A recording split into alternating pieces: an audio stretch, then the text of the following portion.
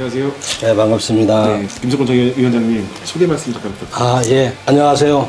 저는 국민의힘 안산갑 전 위원장 김석훈입니다.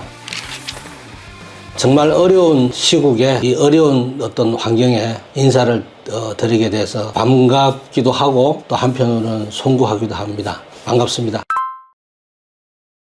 저는 이제 정치를 입문하게 된 게 30여 년 전에 우리 원곡동이 사실상 이 안산이 반월공단부터 시작이 된 도시입니다. 계획도시, 우리나라의 최초의 계획도시고 또 반월공단이 있음으로 인해서 안산이 사실 만들어지게 됐는데 또 그 당시에는 원곡동하고 고잔동에 막 아파트를 지을 때예요. 그러니까 원곡동 쪽에 이 지하 셋방에 계시는 소년소녀 가장 두 가구를 제가 돕게 됐습니다. 워낙 그 당시는 정말 어려운 시기였습니다. 밥도 라면도 못 먹는다라는 어려운 분들이 꽤 많았어요. 그래서 두 가정을 돕게 됐는데 한 분은 어머니가 가정이 어려우니까 집 가출을 하셨고 그러다 보니까 이제 아버지가 공단에 출퇴근하면서 그 당시는 임금도 굉장히 낮았습니다. 취약도 안 한 두 자녀하고 또 어머니가 신장님이 계셔 이렇게 복수 배가 이렇게 불러서 노동력이 없었습니다. 그 상태로 아마 절망을 하다가 교통사고가 나서 가장이 된 아버지가 교통사고로 돌아가신 거죠.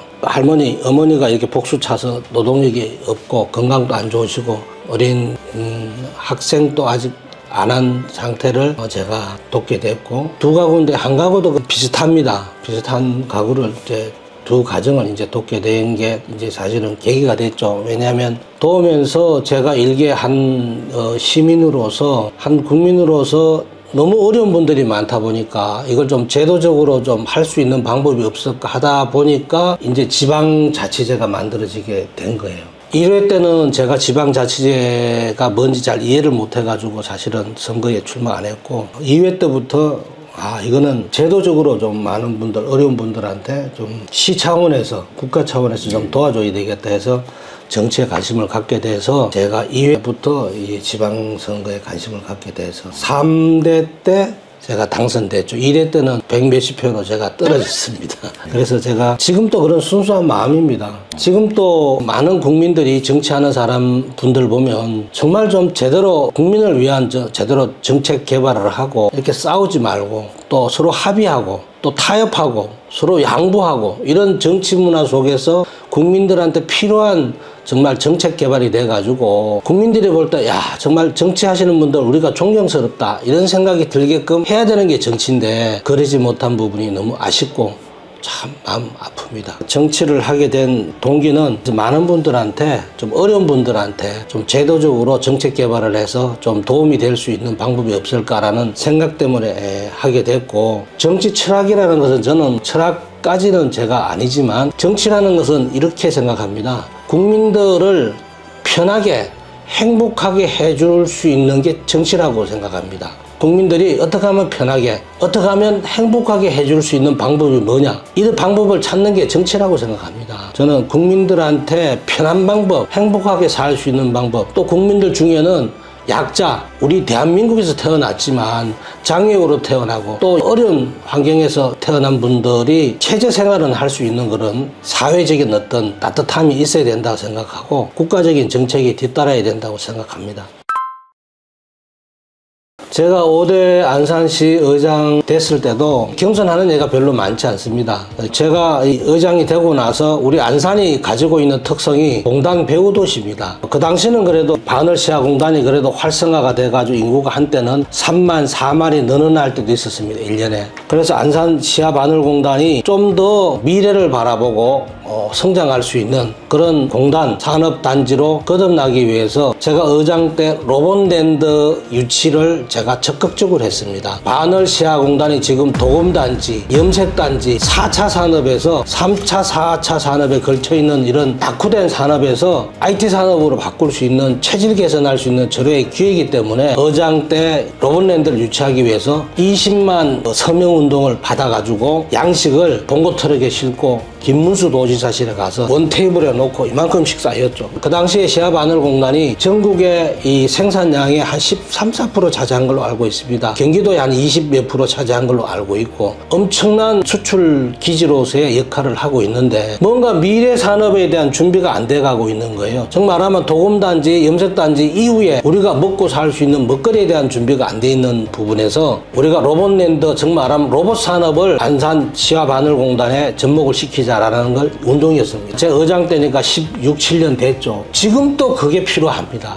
앞으로도 그게 필요합니다. 시아바늘공단이 지금 가면 갈수록 이렇게 낙후되고 어렵게 가고 100평, 200평 소규모 영세사업장으로 만들어지는 부분에서 빠져나오기 위해서는 IT 산업으로 체질 개선을 해야 됩니다. 그리고 도당의 꾸준한 활동이라고 하면 도에 이제 일자리 창출위원장을 맡은 적이 있었습니다. 사실상 어떻게 보면 앞으로 일자리가 늘어나는 것은 거의 불가능할 정도로 일자리가 늘어나기가 쉽지 않은 시대적인 어떤 환경입니다. 앞으로 로봇 같은 어떤 산업이 발달이 되고 또 이제는 노인 인구에 대한 케어도 이제 로봇이 많이 담당하게 되고 모든 게 산업 현장도 자동화돼 가고 있기 때문에 일자리가 갈수록 줄어들지 않습니까? 자율주행도 그런 지금 현재 일자리가 없는 시대로 이제 가고 있죠. 전체 자동차 생산 공정의 한 65%가 사라지듯이 그런 부분의 일자리를 뭔가 만들어 보려고 열심히 도당에서 활동한 게 기억이 납니다.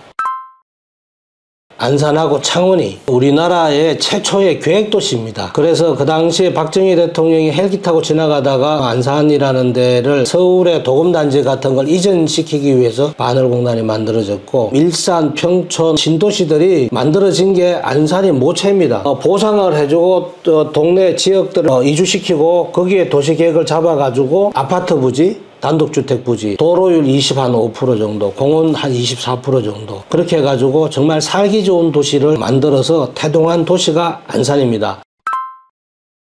시아바늘공단이 활성화가 돼야 됩니다. 활성화가 되기 위해서는 지금 2차, 3차 산업에 걸쳐있는 이 산업을 IT 산업, 4차 산업, 5차 산업으로 이전될 수 있게끔 정치인들이 이걸 환경을 만들어줘야 됩니다. 시아바늘공단이 전부 다 개인 기업체 하나하나가 전부 다 개인 사유지인데 이것을 어떻게 전부 다 수용할 수도 있는 것도 아니고 환경을 만들어줘야 됩니다. 우리 안산은 시아바늘공단이 같이 더불어서 4차 산업으로 발전할 수 있는 4차 산업 대기업을 유치를 해야 됩니다. 우리 대기업을 유치할 곳이 안산에 많습니다. 기업을 유치하기 위해서는 지금 현재 쌀이 남아 돌아가잖아요. 그러면 지금 현재 번호떨 같은데 다 합치면 한 90만 평, 100만 평. 대부도의 농진청 땅. 그거 왜 그 600만 평 이상 되는 땅을 놀리고 있습니까? 쌀이 남아 돌아가서 쌀 저장 창고에 1년 저장하는 비용만 해도 엄청난 돈이 소요가 되고 있습니다. 이 땅을 잘 활용해가지고 삼성이나 LG 같은 4차 산업, 평택에 있는 그런 큰 규모의 4차 산업에 매일 납품하는 1, 2차 밴더, 바늘시아공단에 둥지를 매일 납품해야 되니까 물류 비용 줄이기 위해 가지고 가까운 데 와야 됩니다. 우리 대부도 대송단지라든지 아니면 지금 번호떨에 대기업을 유치한다 그러면 바늘시아공단의 1차 밴더, 1차 밴더가 한 5만 평, 10만 평 규모입니다. 그런 게 하나, 둘 들어올 수밖에 없는 환경을 만들어야 됩니다. 그게 대기업 유치입니다. 그리고 대기업을 유치해야만 1년에 10,000명씩 빠져나가고 있는 인구를 막을 수 있고 또 오히려 유입을 시킬 수 있는 좋은 정책을 가지고 있으면서도 전혀 시작을 못하고 있는 이런 현실을 보고 참 마음 아파하고 있습니다. 그래서 지금 안산 지역의 가장 시급한 현안은 일자리 창출이다.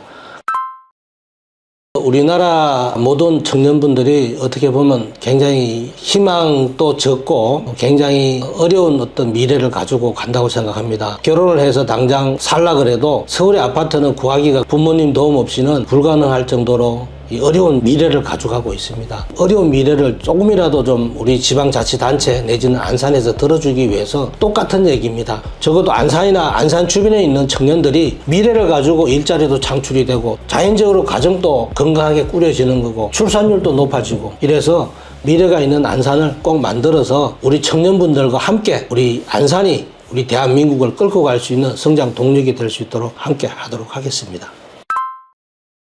인구가 빠져나가는 도시가 아니라 좋은 일자리도 만들어지고 대기업들이 유치가 돼서 좋은 일자리가 만들어질 수 있는 희망적인 설계를 할 수 있는 한 해가 됐으면 좋겠습니다. 제2의 안산이 만들어질 수 있도록 최초의 우리나라 계획도시의 제2의 안산, 양질의 일자리가 만들어지고 대기업이 유치돼서 시아바늘공단이 예를 들어서 하청업체에 납품할 수 있는 배후 단지로서의 4차 산업으로 만들어져서 30년, 50년, 100년 미래의 먹거리를 만들어질 수 있는 계기가 제발 좀 됐으면 좋겠습니다. 저한테 기회가 된다면 저는 꼭 만들어 볼 수 있다고 생각합니다.